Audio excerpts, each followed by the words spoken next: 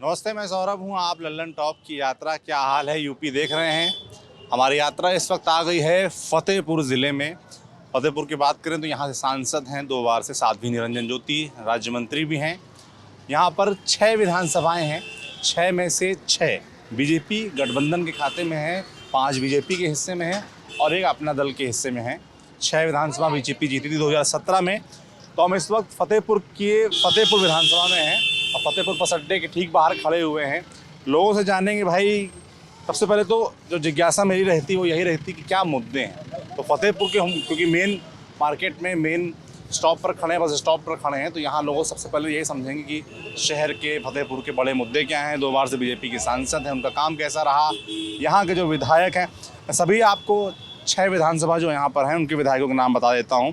जहानाबाद विधानसभा से जय कुमार सिंह जैकी अपना दल से विधायक हैं, राज्य मंत्री भी हैं जेल के। और जहाँ बिंदकी से करण सिंह पटेल विधायक हैं। फतेहपुर से, इस फतेहपुर जहाँ मैं खड़ा हूँ वहाँ से विक्रम सिंह विधायक हैं बीजेपी के। आया शाह विधानसभा है, वहाँ से विकास गुप्ता हैं। हुसैनगंज जहाँ से अभी हम होकर आए और बड़ा हंगामा हुआ, वहाँ रणवेंद्र प्रताप सिंह उर्फ धुन्नी भैया विधायक हैं, राज्य मंत्री भी हैं। और खागा जो रिजर्व सीट है वहाँ से कृष्णा पासवान विधायक हैं। तो लोगों से अब जानने की कोशिश करेंगे भाई कि जिस फतेहपुर ने भारतीय जनता पार्टी को इतना प्रेम दिया, 6 के 6 विधायक दे दिए, सांसद 2 बार से बीजेपी की हैं, वहाँ क्या काम हुए और क्या मुद्दे हैं। तो बात शुरू करते हैं आपसे। क्या नाम है आपका? किशन मेहरोत्रा। क्या करते हैं आप? मैं यहाँ व्यापार मंडल का अध्यक्ष हूँ संस्था। जी जी जी जी। तो व्यापार कैसा चल रहा है इस पर तो बात करेंगे। मैं पहले समझना चाहूँगा कि फतेहपुर के बड़े मुद्दे क्या हैं। हालांकि मुद्दों पर कितना वोट पड़ता है ये एक जांच का विषय है, इस पर जांच जरूर होनी चाहिए। असल में हमारे यहाँ पर दुर्भाग्य ये है कि पिछले 40 वर्षों से मैं फतेहपुर में जब से होश संभाला है, अनेक बार चुनाव हुए और अनेक चुनाव में एक ही वादा रहा, सीवर लाइन, आज तक पूरा नहीं हुआ। इससे बड़ी दुर्दशा क्या हो सकती है फतेहपुर की कि वादे से कहीं भी फतेहपुर में कहीं भी सीवर लाइन नहीं पड़ी है। नहीं है, जिसकी मांग मुझे लगता है कि मेरे संगठन के द्वारा 100 से अधिक बार की जा चुकी है। लेकिन राजनीतिक जब मौसम आता है, माहौल बनता है चुनाव का, तो उस समय एक छलावा दिया जाता है सीवर लाइन बनेगी। और पिछले साल भी छलावा दिया गया, इसके पहले साल जो सरकारें थी उन्होंने भी इस छलावे को पूरा किया। तो कुल मिला के इस भेष बदल के आते हैं और पूरे छलावे को प्रस्तुत करते रहते हैं, लेकिन सीवर लाइन आज तक किसी ने नहीं डलवाया।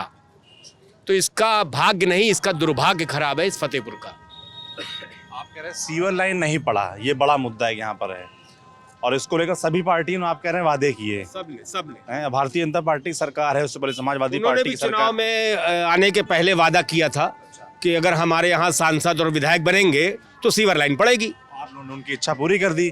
सांसद भी यहाँ पर बीजेपी से साध्वी निरंजन ज्योति हैं और विधायक भी 6 के 6 आप फतेहपुर ने भारतीय जनता पार्टी को दिए।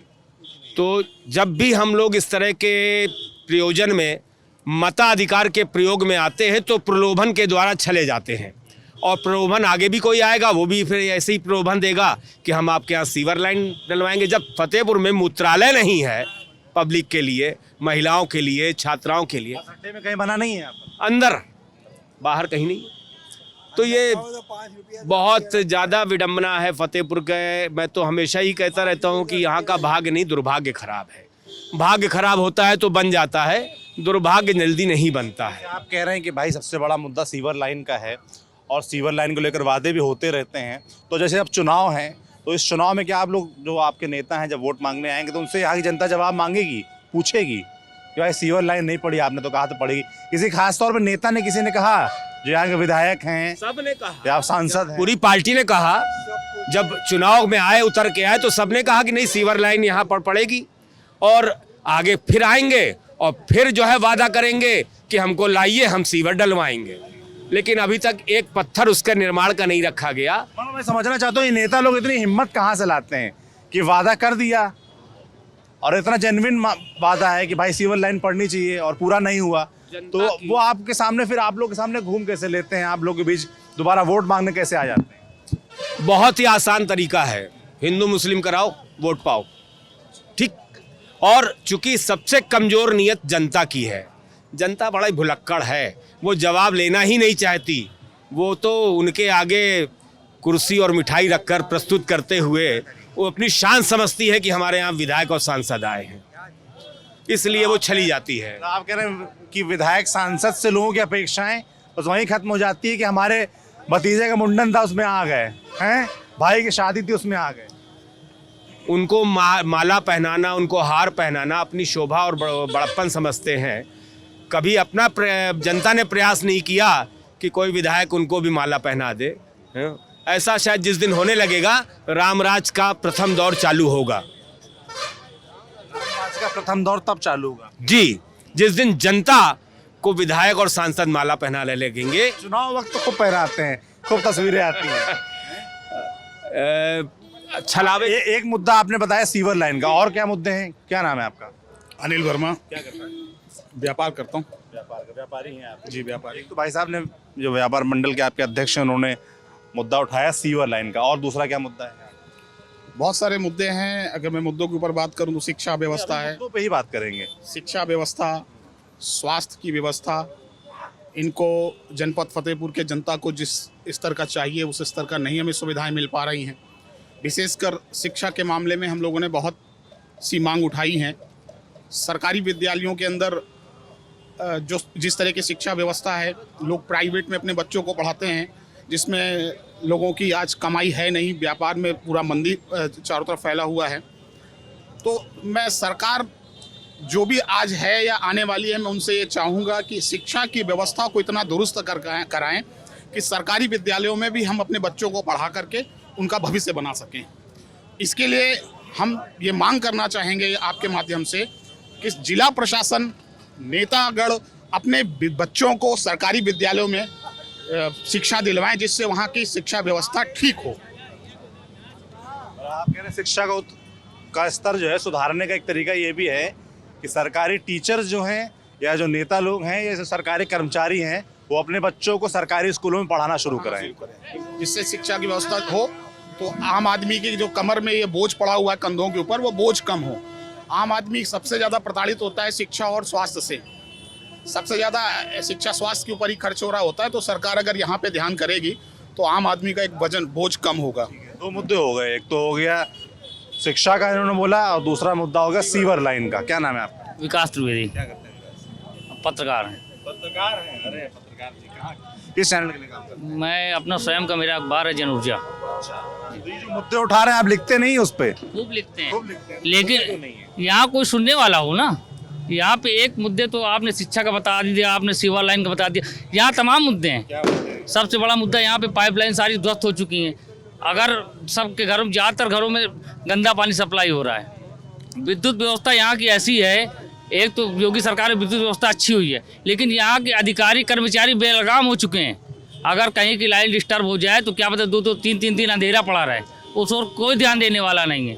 तो मुद्दे तो यहाँ बहुत सारे, भ्रष्टाचार बना हुआ है। राम राज्य की जो परिकल्पना की थी आम आदमी ने कि भाजपा आएगी तो राम राज्य की परिकल्पना साकार होगी, वो कहीं नहीं है। यहाँ पे भूमाफिया हावी हैं।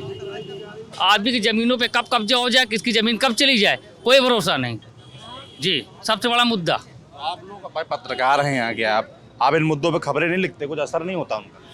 आप खबर कितना असर होता है, आप भी मीडिया से हो, मैं भी मीडिया से हूँ, आप भी ये बात जानते हो। आपका लोकल अखबार निकलता है? हाँ, हमारा लोग, हम खूब लिखते हैं, जितनी हमारी कोशिश होती है पूरी लिखते हैं। और कहीं ना कहीं जब बहुत ज़्यादा लिख देते हैं तो उसके ऊपर दबाव ही पड़ने लगता है।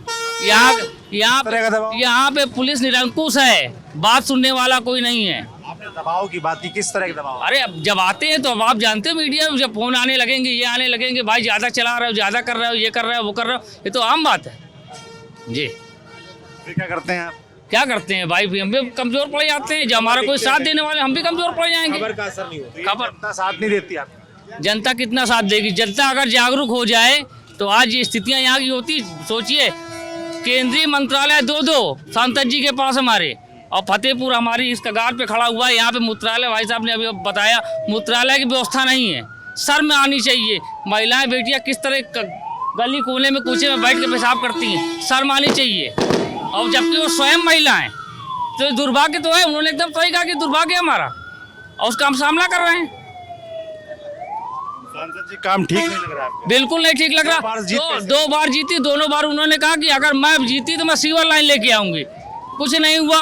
हमारे यहाँ खेल कूद के लिए स्टेडियम बसपा सरकार में 2010 में पास हुआ था, आज तक वो अधूरा पड़ा हुआ, आज तक वो बना नहीं। हमारे यहाँ प्रतिभा की कमी नहीं है, प्रतिभा को बढ़ाने वाले लोग नहीं है।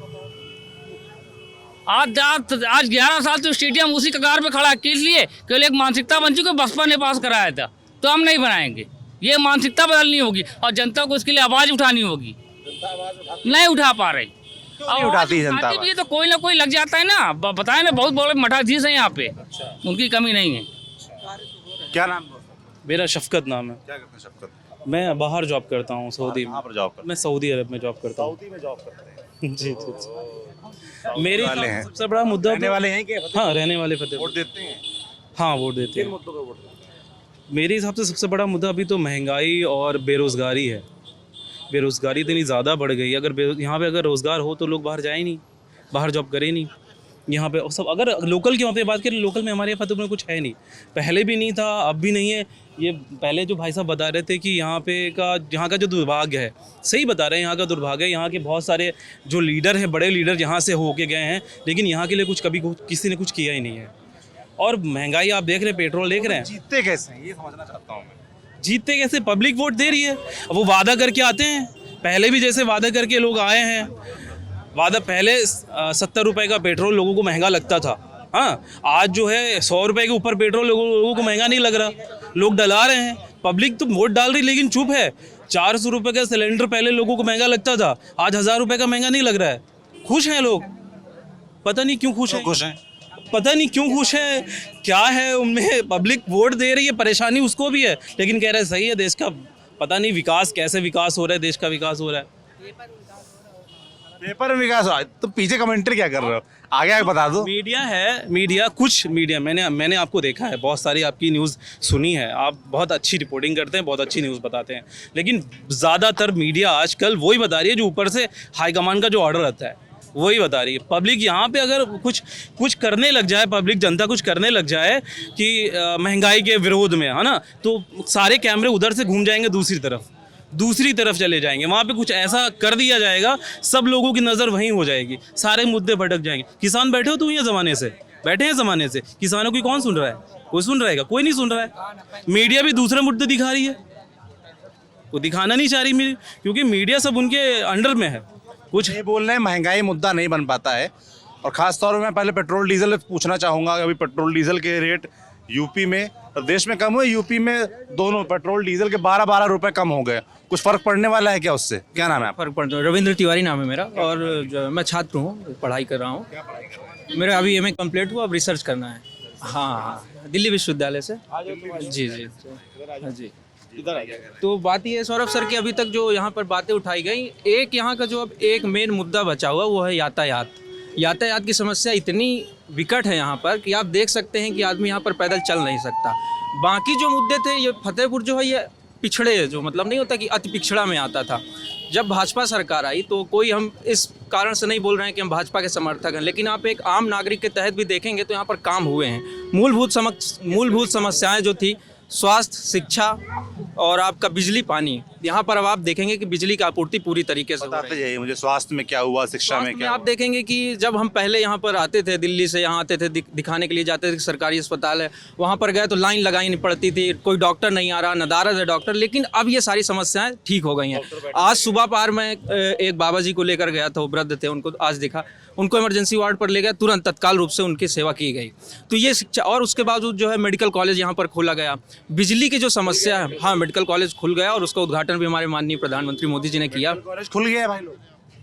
बिल्कुल, हाँ, बिल्कुल, झूठ क्या, उद्घाटन केवल बटन दाबी गई है, खुला कुछ नहीं है। आज भी अभी कंस्ट्रक्शन चल रहा है, काम जारी है। कंस्ट्रक्शन चल रहा है? नहीं, कंस्ट्रक्शन तो चलेगा ना, अगर बड़ा प्रोजेक्ट है तो उस पर कंस्ट्रक्शन तो चलेगा, काम तो होता है। खुल जाने का मतलब? खुल जाने का मतलब होता है कि किसी चीज़ का इनॉग्रेशन हो गया तो इसका मतलब है कि वहाँ पर अब चीज़ें प्रारंभ होंगी। आप थोड़ा सा इंतजार तो करिए। हर चीज़ में आप जो है नकारात्मक बेहतर नहीं होता? किसी लोग शिकायत कर रहे हैं, मुझे और लोगों ने भी बताया कि उद्घाटन तब होता जब शुरू हो चुका होता, वहाँ लोग ओपीडी कम से कम शुरू हो चुकी, तो पढ़ाई चलिए नहीं शुरू हुई थी। अब ये चीज़ देखना पड़ेगा ना कि शुरू क्यों नहीं हुआ। अभी आप देखिए जो है ये कोरोना का पीरियड जो बीता है, यानी कि पोस्ट कोरोना हम बात करें तो उसमें भी तो समस्याएं थी। लेबर काम कर रहा था, उसके स्वास्थ्य के बारे में भी सोचना है, बहुत सारी चीज़ें थी। पैंडेमिक के बाद जो चीज़ें अब हो रही हैं उसमें सुधार भी हो रहा है। पैंडेमिक के समय आप देखिए कि उत्तर फतेहपुर जनपद में सबसे पहले यहाँ पर आकर के माननीय जो है हमारी निरंजन ज्योति ने आकर के प्लांट लगवाया आकर के ऑक्सीजन का, ठीक है। यहाँ पर ऑक्सीजन की कमी नहीं हुई है। ये हमको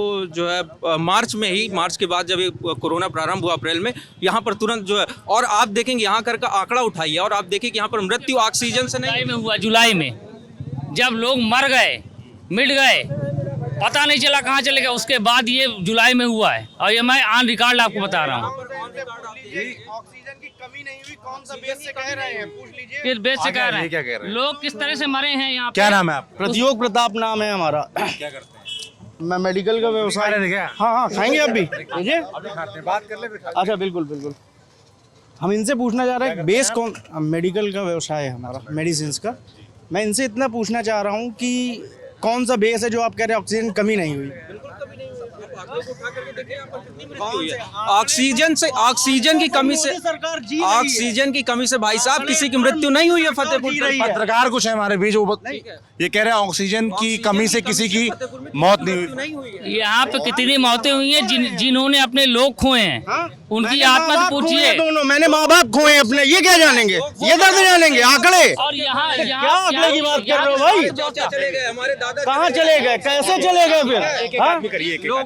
लोगों ने, आपने कहा, आपने इतने दावे से कहा है ना, आपने इतने दावे से कहा कि ऑक्सीजन की कमी से एक भी मौत नहीं हुई है, ये दावा आप कहाँ से लेके आए? ये दावा हम यहाँ से लेकर के आए कि हम स्वयं जो है, हमारे कई लोग ऐसे थे जो पीड़ित थे कोरोना से। हम आप सबको नहीं जान सकते ना, आप सबका दावा नहीं कर सकते ना दोस्त। का दावा इसलिए नहीं क्योंकि यहाँ की जनता है। आज ललन टॉप की टीम आई है और यहाँ पर आकर के इन्होंने हवाई कह दिया कि ऑक्सीजन की कमी नहीं हुई। कोरोना टाइम में बाहर कौन निकला? कितने समाज सेवी थे जो कोरोना टाइम में निकले?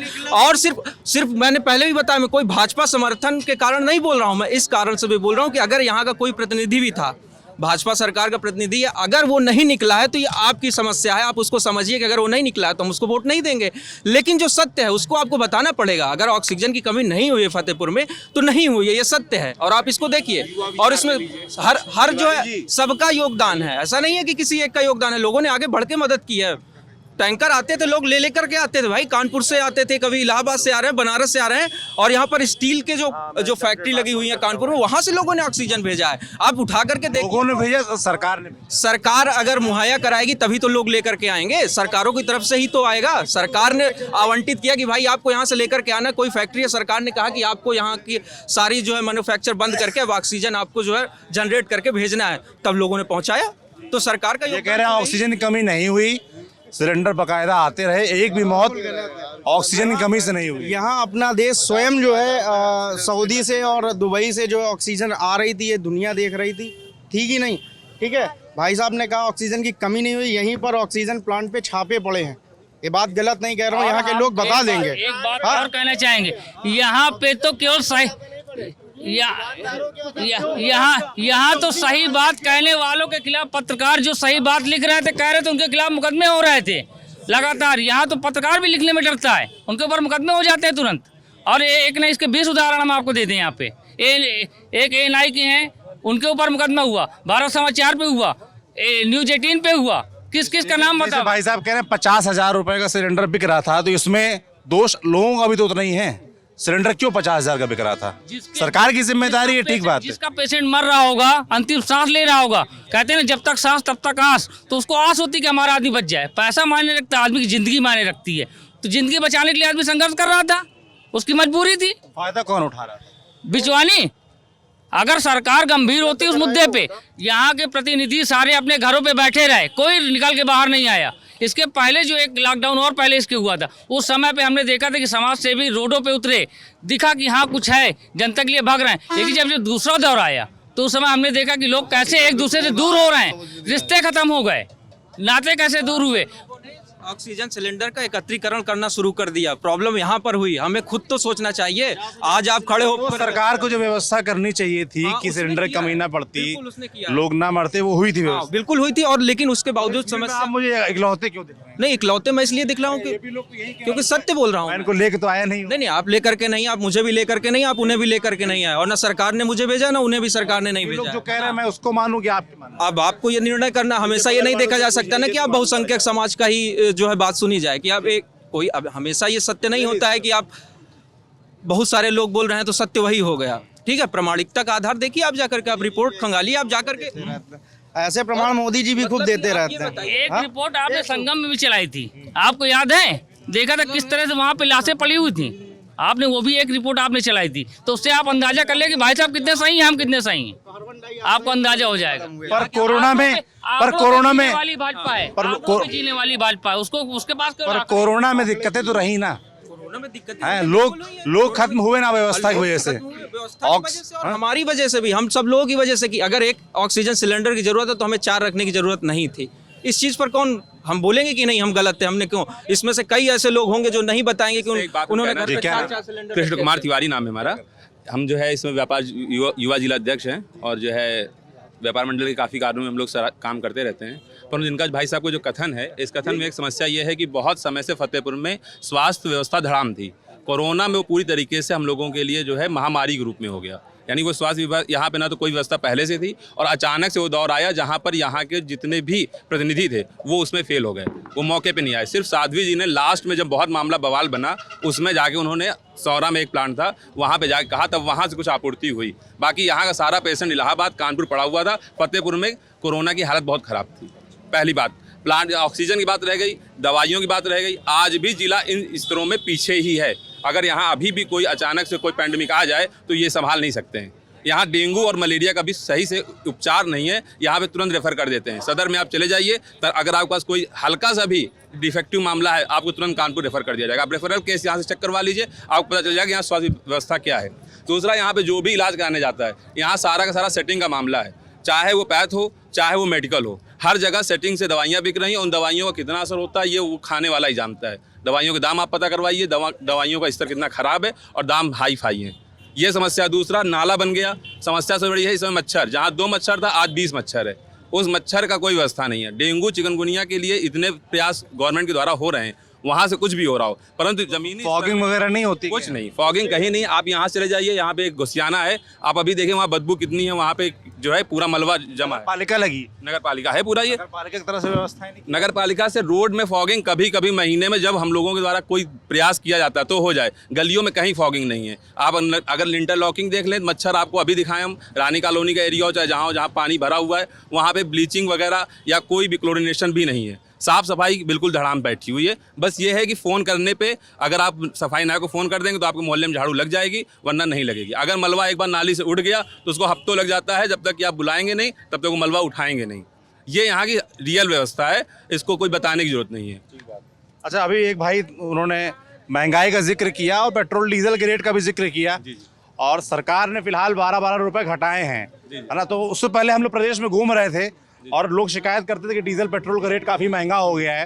तो अब जो 12-12 रुपए घटा है उसका क्या असर होने वाला है, उसको लेकर उसको जनता किस तरीके से लेती है? इसमें जनता का एक चीज़ ये चुनाव है, चुनाव में दिखाओ राजू, ये भैया चुनाव है, चुनाव में जुमले अभी करके अभी कम कर दिए के बाद देखना कितना ले जाएंगे। 150 ले जाएंगे, इससे कम नहीं करेंगे। 150 ले जाएंगे, इसको ऊपर मान लीजिए। भाई कहने का मतलब आप डीजल ले लो चाहे पेट्रोल ले लो, देख लीजिए कितना कर दिया। गैस का दाम आदमी भरा नहीं पा रहा भैया। 12 रुपये घटा है, 24 रुपये बढ़ेगा। 24 रुपये बढ़ेगा। अभी ये चुनाव है, चुनाव में सब कर रहे हैं। चुनाव है, चुनावी मुद्दा है। 12 रुपए घटा है, 24 रुपए बढ़ेगा। एक कह रहे 150 हो जाएगा। 75-80 रुपए में पेट्रोल था अभी कुछ दिन पहले, वो 108 तक ले गए। 108 से 12 रुपए घटा के कौन सी राहत दे दी? ये कोई राहत नहीं है। जिस रेट में जो चीजें थी उस समय पे, अगर विकास हो रहा है तो पेट्रोल डीजल का दाम विकास से क्या ले रहा है, उसका रेट कैसे बढ़ रहा है, उसको इसको कंट्रोल करना चाहिए। क्योंकि उससे दवाइयाँ महंगी हो रही हैं। जो पैरानिमो इंसान को 90 रुपये मिल जाता था वो 110 में मिल रहा है। यानी दवाइयाँ महंगी हैं, खाद्य पदार्थ महंगा है, और महंगाई की मार में इंसान को प्राइवेट में 8 से 10 हज़ार रुपये गवर्नमेंट नहीं दे पा रही है। प्राइवेट सेक्टर में कई लोग बेरोजगार बैठे हुए हैं और जिनकी नौकरियां हैं वो मजबूरी में 8 से 10 हज़ार में काम कर रहे हैं। रोजगार की क्या व्यवस्थाएं हुई हैं यहाँ पर फतेहपुर के आसपास? महंगाई की समस्या तो है, ये तो बिल्कुल सत्य बात है कि महंगाई की समस्या सिर्फ उत्तर प्रदेश में नहीं, पूरे देश जो है, पूरा देश महंगाई झेल रहा है इस समय। और ये सत्य है कि जो है कभी पेट्रोल के दाम बढ़ाए जाते हैं और अंतर्राष्ट्रीय अगर आप बाजार को देखिए वहाँ से पेट्रोल के कोई दाम नहीं बढ़े। सरकार ने ये कई बार, सरकार के प्रवक्ता है और उन्होंने ये बात कही आकर के कि भाई लोगों को कुछ कड़वी दवाई पीनी पड़ेगी। और माननीय प्रधानमंत्री नरेंद्र मोदी जी ने भी 1-2 बार आकर के कहा कि ये कोरोना को जो है, जो हम फ्री अनाज बांट रहे हैं, जैसे अभी सरकार ने उत्तर प्रदेश में मार्च तक के लिए फ्री कर दिया है कि हम मार्च तक जो है अनाज देंगे, तो उसकी आपूर्ति करने के लिए उन्होंने कहा कि भाई हम जो है पेट्रोल से कहीं ना कहीं जो टैक्स है उसकी भरपाई तो करेंगे। सरकार को अब इस पर ध्यान देना चाहिए कि अब सरकार को बहुत ही ज़्यादा टैक्स कम करना चाहिए पेट्रोल और डीजल पर। और इसी पे नहीं, आप देखेंगे कि जो सरसों का जो तेल है वो 200 रुपये में हो गया। ये एक समस्या है कि कहाँ से इतना महंगा हो रहा है। सरसों खूब हुई है हमारे जनपद में, आप जाएंगे तो किसानों के यहाँ सरसों खूब हुई है, लेकिन हो क्या रहा है कि सारा जो स्टॉकर है वो स्टॉक करके कह रहा है कि नहीं हम महंगा बेचेंगे। तो इस पर तो सरकार को ध्यान देने की ज़रूरत है, क्योंकि यही एक मुद्दा है जिस पर सरकार घिरी हुई है। इस पर सरकार को और सरकार के प्रतिनिधियों को ध्यान देना चाहिए। जैसे महंगाई आप लोग मुद्दा कह रहे हैं, पर क्या इस मुद्दे पर वोटिंग होती है क्या? क्या ये चीज़ें वोटिंग फैक्टर, वोटर फैक्टर बनते हैं क्या? क्या नाम है आपका? कुछ नहीं है, नहीं वोटिंग तो नाम क्या आपका? आशीष यादव, स्टॉक मार्केट करता हूँ, ट्रेडिंग में। Stock market, yes. सही काम। हाँ, बस क्लास। आप बताइए क्या कह रहे हैं? नहीं, मुद्दा तो देखिए सर, यहाँ पर ये इतना एरिया ही है जो जहाँ से आप आए इस रोड पर, देखा जाए तो नगर पालिका इतने में ही ध्यान देती है, जो फॉगिंग हुई या साफ सफाई पर। गाय जितनी मोटरसाइकिल चलती है उतने बराबर ही गाय चलती है, और सबसे ज़्यादा तो पीछे वाली एरिया में गाय का इतना के एक्सीडेंट 2-4 आदमी तो हर घंटे गिरता ही होगा। क्या सर फूटे पर मैं खुद गिरा हूँ एक बार गाय की वजह से ही। इसका कोई गौशाला में ले जाने का या प्रशासन का कोई कुछ ध्यान नहीं है गाय पर। बस ये मतलब गाय का विशेष, हाँ खूब। यानी क्या कहना चाहते हो? क्या कहना चाहते हो? क्या नाम है? हमारा नाम ध्रुव कुमार सोनी है। क्या खा रहे हो तुम? हम ऋतिक गोल्ड खा रहे हैं। ऋतिक गोल्ड। कौन सी? मीठी सुपारी। मीठी सुपारी? हाँ, ये क्या है? मीठी सुपारी खा रहे हो, कल को तुम मसाला खाओगे हैं? इधर आओ। क्या करते हो? हम बसों में लाई बेचते हैं। बसों में लाई बेचते हो? इसमें लाई रखी है? हाँ। कितना बिकी आज? 8 को नहीं बिका, ज़्यादा नहीं बिका, 100 रुपये का बिका। 100 रुपये का बिका। 100 रुपये का बिका। कमा कितना लिया उसमें? उसमें हमने 60 रुपये कमाया।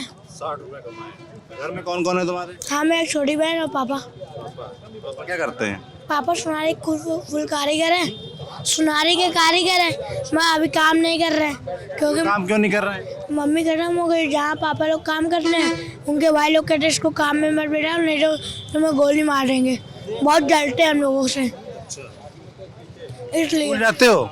हम डांटे हैं मगर अभी नहीं जा रहे हैं। थोड़ा काम कर रहे हैं, घर का खर्चा चला रहे हैं। घर में खर्चा चलाना है, इस वजह से नहीं जा पाते स्कूल। तो पापा अगर ठीक से कमाएं तो स्कूल जाओगे? पढ़ना चाहते हो? सच बताना, ये कैमरे चक्कर मत बताना। पढ़ने का मन करता है? सही में कर रहा है। सच में करता है। अभी तक कितनी पढ़ाई की है तुमने? हमने 5 तक करी, पूरी इंग्लिश आती है। 5 तक की इंग्लिश आती है? क्या बोल के दिखाओ मुझे, इंग्लिश क्या बोल लेते हो? बोल नहीं लेते हम, जैसे कुछ पढ़ा है उसको पढ़ लेंगे। पढ़ लो? हाँ, पढ़ लिख लेते हो ठीक से? हाँ, आगे पढ़ना चाहते हो? आगे बढ़ना चाहते हैं। मगर पैसे की दिक्कत है इसलिए नहीं पढ़ पा रहे। हाँ। क्यों? तुम क्या सोचते हो, क्यों ये दिक्कतें क्यों आ रही तुम्हारे साथ? क्योंकि मजबूरी है, इसलिए आ रही है। क्या हो जाए तो तुम पढ़ने लगोगे? पापा का काम वगैरह अच्छा चलने लगा तो हम पढ़ने लगेंगे। और इसके लिए किसको जिम्मेदार मानते हो? भगवान को मारते हैं और किसको मानेंगे? भगवान की गलती है? भगवान की गलती तो है, उन्होंने हमसे हमारी माँ को छीना, नहीं तो आज तक हम ये थोड़ी करते। कोई नेता पसंद है तुमको? कोई नहीं, सब गाली मत दो तो अच्छा है, छोटे हो तुम अभी। नहीं तो कभी रेट बढ़ाएंगे, कभी गिराएंगे। रिक्शा वाला है तो बस वाले ठोक दे रहे, पुलिस वाले रिक्शा वाले को मार रहे हैं, इस तरह करते हैं। अब उनकी गरीबी पूछो उनके दिल से। गलत होता है, इस तरह से नहीं करना चाहिए। हाँ, और अपना कमाओ, अपना कमाओ। जो भिखारी होते हैं, चोरी होती है, उनको नहीं कहेंगे, और जो ईमानदार हो उसके पीछे लगा देंगे, कहेंगे जो लइये बेचता है उसने चोरी करा, जो सामान बेचता है उसने चोरी करा। तुमको कोई परेशान करता है? अरे कोई नहीं करता, मगर चोरी का नाम फालतू में आ जाता है। कभी एक तो जो पीछे बस अड्डे में बुलेट लेके चलते हैं, हाँ, तो उनका मोबाइल चोरी हो गया। एक बूढ़ा है, अपना बूढ़ा कुछ नहीं करता, जो अपना घूमता रहता है। या पीछे तो है, पीछे या अरे उसको बोलने दीजिए। अरे रुक जाइए भाई साहब। अपना डिस्टर्ब करते हैं, हमारा नाम लगा रखे हैं, इनकी चोर नहीं हो तो पे पकड़वा देंगे कोतवाली में। इस तरह की बातें कर रहे हैं। हमने बोला चलिए हम कहा जाते हैं कि आपसे फालतू में बातें बहस करा करते हैं। क्या पढ़ाई करना चाहते हो तुम? पढ़ाई हम इंग्लिश करना चाहते हैं। इंग्लिश में करना चाहते हो? आगे चल क्या करना चाहते हो अगर पढ़ाई करने को मिले? पढ़ाई में बनने का मन है? आर्मी, आर्मी में जाना चाहते हो? क्योंकि देश की रक्षा करेंगे। देश की रक्षा का उससे क्या होगा? उससे जैसे मर भी जाएंगे ना तो वो देश में नाम चलेगा। कम से कम 4 को मार के तो मरा है एक। 4 को मार के मरोगे? सेना अच्छी लगती है। नेता कौन सा अच्छा लगता है? नरेंद्र मोदी का नाम सुना है? यहाँ प्रदेश में सरकार है योगी आदित्यनाथ की, उससे पहले सरकार थी अखिलेश यादव की। हमको ज़्यादा अच्छा ही अखिलेश यादव लगा, जो पढ़ाई वगैरह में थोड़ा अच्छा लगा है। अच्छा, क्यों अच्छा लगा तुमको अखिलेश यादव? क्योंकि अच्छा सामान बांटता है, वो भी करता है। शायद अभी कुछ भी, अभी एक नई कांग्रेस भी आई है। फालतू में ये सब जितने भी हैं मोदी कैसे लगते हैं प्रधानमंत्री? हमें सूट नहीं करते हैं। सूट नहीं करते क्यों? क्योंकि पढ़ाई लिखाई बंद करवा दी है। पढ़ने स्कूल में कम से कम ये है टेबल, ठीक, इतने से इतने में एक बच्चा बैठना चाहिए। अभी बड़ी क्लास होगी तो बैठ जाएंगे। जैसे बड़ी क्लास है यहाँ से वहाँ तक की, तो कम से कम 10 बच्चे आराम से पढ़ तो ले। अब पढ़ाई कहाँ है? पढ़ाई नहीं होती स्कूल में कहाँ पढ़ाई? एएस कॉलेज अपना खुला है, वहाँ कुछ नहीं, लौंडियाबाजी होती है। ये जीआईसी होती है, जीआईसी स्कूल है सदर के पीछे। गुरु हो? गुरु की बात नहीं भैया, सब ये स्कूल वाले जितने बच्चे सरकारी वाले सब। अरे गाली क्यों दे रहे हो? कैमरे पे हो यार, गाली मत दो, सही बात करो। अच्छा तुम बताओ, तुम्हारे लिए सरकार को क्या करना चाहिए? पढ़ाई वगैरह अच्छे से करवाना चाहिए। स्कूल है, स्कूल में खाना अच्छा बनवाना चाहिए। कभी कभी कोई मक्खी वक्की पड़ी जाती है, कोई सामान की रेख देख थोड़ी होती है, बस ऐसे ही पड़ा रहता है। लो थाली फेंक के दे रहे हैं खाना में। तुमको चाहिए इज्जत है, पढ़ाई लिखाई ठीक से हो, बस सब ठीक रहेगा। हमको नहीं, ये सारे बच्चों को चाहिए कि हम सोचे कि अपने लिए कह रहे हो, ये नहीं है सब लोग को मिले। सब लोग पढ़ाई लिखाई। क्या हुआ? कुछ नहीं। कुछ कह रहे हो? कुछ कहना चाहते हो? कह देंगे। बताओ क्या कहना चाहते हो? आप भी कुछ कहना चाहते हैं? क्या नाम है? जी मेरा नाम अमित है। क्या करते हैं? मैं ऐसे छोटा मोटा व्यवसाय करता हूँ और मैं ये कहना चाहता हूँ इस सरकार के बारे में। पहले की जो अन्य सरकारें रहीं उनका मुद्दा ये था कि गरीबी हटाओ। ये जो सरकार आई है इसका मेन मोटो ये है कि गरीब को हटाओ तो गरीबी अपने आप ही हट जाएगी। तो कहते हैं कि भाई हम गरीबों के लिए, किसानों के लिए बहुत कर रहे हैं, पैसा भेज रहे हैं डायरेक्ट अकाउंट में, बस है ना। गरीबों के लिए कह रहे हैं, हम आवास दे रहे हैं, शौचालय दे रहे हैं, राशन दे रहे हैं। सरकार तमाम दावे करती है, तो फिर ये बात कैसे? आपको मैं बताऊं, दावे करना बहुत आसान चीज़ है, कोई भी कर सकता है, लेकिन जो स्थिति है धरातल में, आप एसी कमरे में बैठ के किसान के हित की बात करते हैं। अगर आपको किसान के हित की बात करनी चाहिए तो आप किसान से बात करिए। आप हरियाणा और पंजाब का किसान लगभग 6-7 महीने से वहाँ डटा हुआ है। हाँ, किसान परिवार से ही हूँ मैं, है ना। और क्या दुर्दशा है उनकी, सोशल मीडिया में मैं आए दिन देखता हूँ कि ये बुरे हाल हो रखे हैं उनके, कोई सुनने वाला नहीं। कोविड में इतनी बुरी स्थिति थी डिस्ट्रिक्ट हॉस्पिटलों की, मैं प्रत्यक्ष गवाह हूँ इस चीज़ का। मेरे भी एक सगे संबंधी बहुत नज़दीकी जो है एक्सपायर कर गए कोविड की वजह से। क्यों? क्योंकि उनको सही उपचार नहीं मिला। अगर उपचार मिला होता तो शायद आज वो हमारे बीच होते। अब उनका परिवार इतना सफ़र कर रहा है कि चाचा दादा कोई ना कोई उनका सपोर्ट कर रहा है। लोगों के खाने के लाले पड़े हुए हैं। महंगाई किस स्तर में पहुंच गई है आप स्वयं जानते हैं, बताने की ज़रूरत नहीं है। आप 100 रुपये बढ़ाते हैं। इधर आ जाओ दादा, इधर आ जाओ तुम। आप पीछे से कमेंट्री करने आता हूँ भाई, जा नहीं रहा हूँ कहीं, क्यों परेशान हो? आपको घुमा के सोचो तुम बात कर ले तो पॉसिबल नहीं ना यार। हाँ, क्या नाम है? अमनदीप। क्या कह रहे हैं अमनदीप? हम ये कह रहे हैं कि गवर्नमेंट दे तो रही है कोटे में, दिक्कत यहाँ पे ये है कि गरीब के लिए गवर्नमेंट कर रही है, अमीर के लिए कर रही है। फंसता है तो मिडिल क्लास वाला, वो किधर जाए? वो बेचारा ना लाइन भी तो नहीं लगा सकता है। कोटे में केवल 40% दे रही है। काफी लोग आधार कार्ड नहीं बने हुए हैं, काफी लोगों के पासबुक कुछ भी कागज नहीं बने हुए, काफी है। क्यों नहीं? क्योंकि वो अनभिज्ञ है, अज्ञानता में है।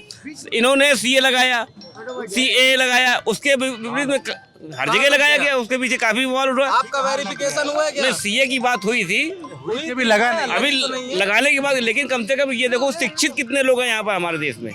शिक्षा के विकास की कोई देख रेख नहीं करता यहाँ पर। केवल सीए लगा देंगे, नागरिकता संशोधन कानून ला देंगे। कह रहे हैं मिडिल क्लास साथ दिखता हाँ, मिडिल क्लास की मेन प्रॉब्लम है गवर्नमेंट। आधे क्या नाम है आपका? अमन यादव। बताइए क्या कह रहे हैं? अनाथ आश्रम तो खुले हुए हैं, अनाथ विश्वविद्यालय खुला हुआ है कोई? अनाथ विश्वविद्यालय कोई खुला हुआ है? नहीं खुला। विश्वविद्यालय खुलने चाहिए। हाँ, आधे से ज़्यादा कम से कम हर एक बस स्टैंड पे 10-10, 20 लड़के, 15 लड़के, 25 लड़के अनाथ घूम रहे हैं, मूंगफली बेच रहे हैं, चना बेच रहे हैं। उनके लिए कुछ किया गया है? बस इतना ही है। अनाथ विश्वविद्यालय खुले। अनाथ विश्वविद्यालय। हाँ, अनाथ विश्वविद्यालय जितने भी बस स्टाफ के लड़के हैं, ये सबको पढ़ाना चाहिए, क्योंकि सबकी डिमांड एक ही है कि हमको पढ़ना है, मूंगफली नहीं बेचना। पढ़ना चाहते हैं, सब पढ़ना चाहते हैं, पढ़ नहीं पाते। सरकारी स्कूल तो खुले हुए, वहाँ जाके सरकारी स्कूल खुले हैं ना, उनके बाप तो नहीं है, माता तो नहीं है, वो तो अनाथ हैं। वो क्या अकेले एडमिशन करवाने जाएंगे? कोई जाएगा एडमिशन अकेले करवाने? एक छोटा सा लड़का है, उसको तो ये भी नहीं मालूम कि मैं खाऊंगा कहाँ से, काम कहाँ से करूंगा, तो पढ़ने के लिए एप्लीकेशन क्या देने जाएगा? कोई चीज़ देने। कम से हर बस स्टैंड में कुछ भी लगवा लो, 15 लड़के निकलेंगे हर बस स्टैंड में। कम से कम अपने फतेहपुर स्टैंड में कम से कम कितने, पूरे फतेहपुर में नहीं होंगे तो 400 बस स्टैंड होंगे। हर बस स्टैंड में अगर 5-5 लड़का निकालोगे तो कम से कम 20,000 लड़का निकलेगा। तो इनको पढ़ाने की हर एक की इच्छा यही है कि पढ़ने की। जो छोटा लड़का है, अनाथ है, तो उनके लिए कुछ करो। अनाथ विश्वविद्यालय, अच्छा आपने आइडिया बताया है। क्या नाम है आपका? मेरा नाम लोकेश मिश्रा है क्या करते हैं लोकेश जी। मैं सिविल सर्विस की प्रिपरेशन करता हूँ जी। प्रिपरेशन फतेहपुर से कर रहे हैं कि बाहर से? फिलहाल मैं फतेहपुर में हूँ। तो एक मुद्दा मैं यूथ के लिहाज से भी थोड़ा समझना चाहूँगा, क्योंकि आप प्रिपरेशन कर रहे हैं, पढ़ाई लिखाई करने वाले छात्र हैं, तो यूथ के लिहाज से पहले तो मुझे कुछ मुद्दे बताइए। यहाँ के युवाओं के क्या मुद्दे हैं फतेहपुर के, फिर अपनी बात। युवाओं के लिए पहली बात तो जैसे यहाँ पे लाइब्रेरी एक अच्छी होनी चाहिए, जिसमें सारी चीज़ें होनी चाहिए। मतलब लाइब्रेरी है यहाँ पे, गवर्नमेंट लाइब्रेरी है, लेकिन अच्छी उतनी सुविधाएं नहीं है जो कि आज के जो यंग जनरेशन है उसको चाहिए। तो वो मतलब उसके लिए एक अच्छा मतलब हाई लेवल चाहिए, उसके लिए अच्छा मतलब अच्छी किताबें हों वहाँ पे। तो गवर्नमेंट को जो यहाँ की सरकारी या जो यहाँ पे जो विधायक जी हैं या सांसद हैं, उनको इसके बारे में सोचना चाहिए। और एक जो मुद्दा सबसे बड़ा है, जहाँ जो चीज़ मैं सोचता हूँ, यहाँ का जो ग्राउंड वाटर लेवल है बहुत तेज़ी से नीचे जा रहा है। और यहाँ की जो मतलब कि जो लोग प्रतिनिधि वगैरह हैं, इस पर बिल्कुल भी ध्यान नहीं दे रहे हैं। ध्यान क्यों नहीं देते? तो अब ये इसके बारे में तो खैर मुझे नहीं पता है। इससे पहले इंजीनियर कुमार सर थे, डीएम थे वो यहाँ पे, तो उन्होंने इस पर काफ़ी काम किया इस मामले में। और जैसे तालाब वगैरह है, वहाँ पे बहुत ज़्यादा अतिक्रमण हो रहा है। अब क्यों हो रहा है क्या, चूँकि मुझे इन सब चीज़ों से मतलब, चूँकि अब अपनी स्टडी भी है, उस पर भी देखना है। जब मैं उस लेवल पे आ जाऊँगा, उसके बाद मैं हो सकता है वहाँ पे उस चीज़ को समझ सकूँ क्या है वो लेवल। तो अभी अपने स्तर से जो मैं समझ रहा हूँ, तो वहाँ पे ध्यान देना चाहिए जो भी हमारे लोग प्रतिनिधि हैं या जो अफसर हैं उनको, कि ग्राउंड वाटर लेवल जो नीचे जा रहा है, आने वाले 10-20 सालों में क्या होगा हमारे यहाँ कुआँ है एक शहर के अंदर, यहाँ पे मुराइन टोला में है। तो आज से 10 साल पहले जो है वहाँ पे हम मतलब 5 मीटर रस्सी डालते तो पानी निकाल लेते थे। आज अगर हम उसमें 20 मीटर रस्सी डालें तो ही पानी नहीं आ रहा है, सूख गया पूरा। क्या पियेंगे आने वाले समय में हम? चीज़ें मुद्दे बनते हैं क्या चुनाव में? अब मुद्दे बनते नहीं बनते, लेकिन मुझे जो चीज़ें समझ में आती है वो मैं बता रहा हूँ कि क्या नाम है? देवेंद्र कुमार नाम है भैया। कोरोना में हमने हजारों यात्री ढोए हैं, हमें कोरोना दिखाई नहीं पड़ा है। हमको दिखाओ कोरोना कहाँ है? नहीं है, हमको दिखाई। हमने हजारों यात्री ढोए हैं, खत्म हो कैसे? ये हम नहीं जानते हैं, लेकिन हम इतना बताएंगे कि नहीं, हमको नहीं दिखा। हाँ, कोरोना नहीं है। मैंने टोटल यात्री ढोए हैं, 50,000 यात्री मैंने ढोए हैं। पूरे 2 महीने में ड्यूटी करी है लॉकडाउन में, उसके बावजूद मुझको यहाँ कुछ नहीं दिखाई पड़ा। आपकी नाराजगी स्वरूप बोल रहे हैं कि नहीं, यात्री मुझको दर्द, तब मैं रोया हूँ स्टीयरिंग के ऊपर। स्टीयरिंग में मैंने आंसू बहाए हैं, क्योंकि जो ट्रेन से यात्री आ रहे हैं, 28 यात्री लेके जाइए, 26 यात्री लेके जाइए, 28 यात्री लेके जाइए, 26 यात्री लेके जाइए। मुझको वो आदेश नहीं दिया जो रास्ते में यात्री भटक रहे, पैदल चल रहे, गठरी लेके, अपने बच्चों को गोद में लेके चल रहे, जिन्होंने बच्चों ने दम तोड़े बाप के कंधे पर। बच्चों ने दम तोड़े हैं बाप के कंधे पर। एक लड़की ने अपने प्यासी मर गई है, बाप के कंधे पर दम तोड़ दिया है। वो दर्द मैंने देखा है। मैंने वो देखा है जो लोगों के बीच में प्रधानों को दिया गया है पैसा, और लोगों दिया कोविड के लिए 14 दिन की क्वारंटीन कराई है, क्वारंटीन कहीं नहीं हुआ है, सबको सबके घर में भेज दिया गया है। जी भैया, छुट्टी नहीं मिली है। मैंने कोविड-19 में ड्यूटी नहीं करी, मुझको प्रशंसा पत्र मिला है हमारे अधिकारियों द्वारा, मुझको प्रशंसा पत्र से सम्मानित किया गया है, लेकिन हकीकत क्या है कुछ नहीं मैं जान पाया अभी तक। और ये सरकार निकम्मी है, ये सरकार निकम्मी है। निकम्मी का कारण क्या है? यहाँ पर ना ही देखिए कोरोना बताया, कोविड-19 बताया, ठीक है हम मानते हैं, लेकिन सच्चाई क्या है ये किसी नहीं बताया।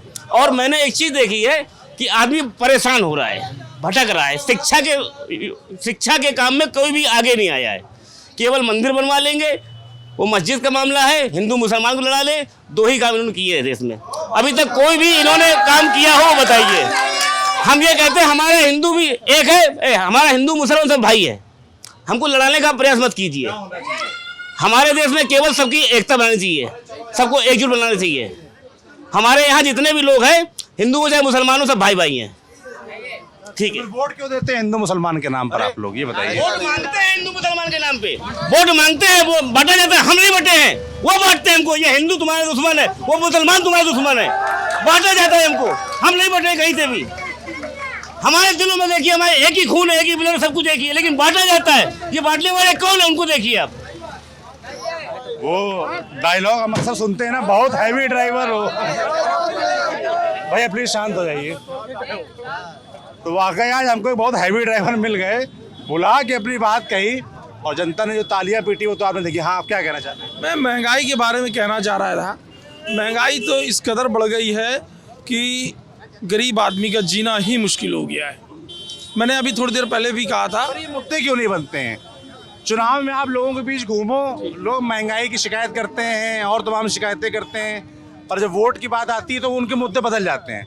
फिर वो जाति देखने लगते हैं, धर्म देखने लगते हैं, और तमाम चीज़ें देखने लगते हैं। हमारा जानने वाला कौन है, ये कैसे सुधरेगा? एक्चुअली में आपने कहा हमारा जानने वाला कौन है, तो यदि कोई अपना प्रतिनिधि आता है तो हर आदमी अपने दृष्टि से देखता है कि मेरा काम होगा कि नहीं होगा। सही मायने में तो इनको एक सूची बनानी चाहिए और जनता के समक्ष अपने मुद्दे रखने चाहिए कि सरकार बनने के बाद हम इन मुद्दों पर काम करेंगे। यदि करते हैं वो तो बाकायदा पूरा बना के डॉक्यूमेंट भेजते हैं सबके बीच कि हम ये क्या करने वाले हैं 5 साल में, बताते तो हैं। लेकिन आज तक किसी मुद्दे में काम नहीं किया इन्होंने, कोई भी सरकार रही हो। और मुझे लगता है इस सरकार ने तो बेड़ा गर्क कर दिया सबका। क्या नाम है? बहुत देवेंद्र। खुश का है आज पहली बार मौका मिला है कि जो लोग कहते हैं कि नहीं नेता बनना बहुत आसान है। नेता बनना आसान नहीं, नेता बनने के बाद जो काम किया जाता है उसमें अड़चन आती है।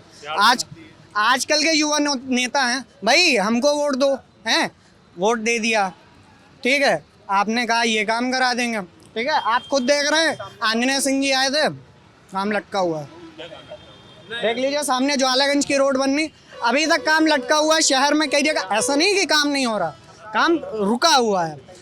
अयोध्या कुटी बगल में एक पौराणिक मंदिर हमारे दादा परदादा के जमाने का, वहाँ भी काम रुका हुआ है। अब लेकिन जब बजट आ रहा है तब काम हो रहा है। बजट क्यों नहीं आ रहा? समय से होता है सब काम। और बाकी लोग कह देते हैं कि नहीं नेता बनना बहुत आसान है, सब युवा नेता, हर मोहल्ले से एक नेता खड़ा हो रहा है, ये तो आप भी जानते हैं। और जब हर मोहल्ले से एक नेता खड़ा हो रहा है तो अब उसको क्या करना चाहिए? रुके नेता, अब मैं बता रहा हूँ ना, एक सेकंड। तो वो करता क्या है कि नहीं ये हो जाएगा वो हो जाएगा। चुनाव होने के बाद अब वो ये सोचता है कि मैं तो सभासद बन गया हूँ, मैं या मान लीजिए पार्षद बन गया हूँ, तो वो ये सोचता है कि अब लोग मेरे पास समस्याएं लेकर आए हैं, मैं ना जाऊँ, मैं ना जाना पड़े, मैं फॉर्च्यूनर से घूमूँ, अगर मेरे पास कोई आता है तब मैं समस्या का हल करूंगा, नहीं मैं नहीं करूंगा। मैं नहीं जाऊंगा किसी के। आदमी नेता बन जाता है, फिर अपने भौकाल में आ जाता है, कहता है आदमी आए हमारे पास, हम जनता के बीच पूछने नहीं जाएंगे बस। लेकिन जो एक जागरूक नेता होता है वो ये सोचता है कि नहीं अगर मैं पार्षद बन गया हूँ या सभासद बन गया हूँ तो मैं निकला तो यहीं से हूँ, निकला तो आम जनता से हूँ। फतेहपुर में कोई जागरूक नेता है? जागरूक नेता कई हैं, लेकिन अब यहाँ के सांसद साध्वी निरंजन ज्योति कैसा काम रहा उनका? उनका काम अच्छा रहा है, युवाओं के लिए काम अच्छा रहा है। युवाओं के लिए देखिए, अब हमारे यहाँ जो है जितने भी छात्र छात्राएं हैं, मेरे नज़रिए में मैंने जो स्टेटस चेक किया है उसमें से 95% का स्कॉलरशिप आया। और ख़ासकर जो गरीब बच्चे हैं जिनको मैं जानता हूँ, ज़्यादातर जो किसी भी स्कूल के हैं, शहर क्षेत्र गांव क्षेत्र, हर गांव से लगभग एवरेज कोई ना कोई फ्रेंड लिस्ट में या रिश्तेदारी नातेदारी में टच में है। और जिनको को जानता हूँ तो उनको स्कॉलरशिप आई है। बहुत लोगों को कन्या विद्याधन की जो योजना चली वो भी आया है। अखिलेश यादव जी ने लैपटॉप का वितरण कराया तो वो भी आया। ऐसा नहीं कि कोई हर सरकार हर पार्टी अपने समय में अच्छा काम करती है, लेकिन अब विपक्ष का काम क्या होता है कि खुन्नस निकालना है। वो ये काम नहीं हुआ, वो काम नहीं हुआ, वो ऐसा होता है, वो वैसा होता है। मतलब काम सब हो रहा है, विपक्ष जो जबरन खुन्नस ये काम विपक्ष का होता है। लेकिन अगर विपक्ष चाहे और पक्ष चाहे तो मिलकर बैठकर अगर एक समय निकाल कर कुछ समय, ये नहीं कि नहीं संसद में बैठे हैं, राज्यसभा लोकसभा में बैठे हैं तो नहीं चल रही बहस, चलने दो, ये मैटर है वो मैटर है। कभी कि प्रधानमंत्री मोदी जी को इतनी बातें कही गई, आप तो जानते हैं कितनी बातें कही गई। ये चौकीदार चोर है, उनके लगते हैं नरेंद्र मोदी। मैं अपना आइडल मानता हूँ भाई। इतने छोटे, क्योंकि वो चाय बेचते हुए प्रधानमंत्री के पद पर जाना कोई छोटी बात नहीं होती है। बहुत छोटे करके हैं। आपके लिए, देश के युवाओं के लिए क्या किया है? देश के युवाओं के लिए क्यों नहीं किया, बहुत काम किए हैं। अब देखिए, सबसे पहले जितनी वैकेंसियां रुकी हुई थी, ठीक है, उनका काम हुआ, ठीक है। ये आपका मोदी जी का काम तो नहीं है, योगी जी का काम है। ये आपका जो मतलब मोदी जी ठीक कर रहे, योगी जी गड़बड़ कर रहे? नहीं, मोदी योगी सब जगह अपने ठीक है। मेरे कहने का मोटी बात है कि जो भी पार्टी आती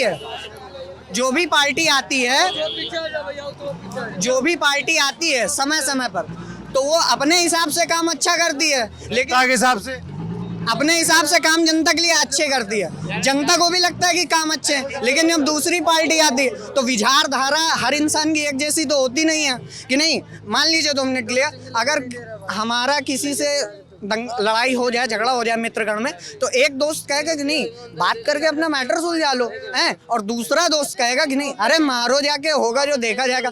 यही एक बात होती। इसी तरह लोगों की थ्री इडियट्स का वो आमिर खान जब उससे पूछता नहीं, वो टीचर पूछता कहना क्या चाहते हो, समझ में नहीं आ रहा भाई कहना क्या चाहता है। मोटी बात तो विचारधारा हो गया तुम्हारा दोस्त, समझ गए हम। क्या नाम है? अंजने सिंह वापस आ सकते हैं।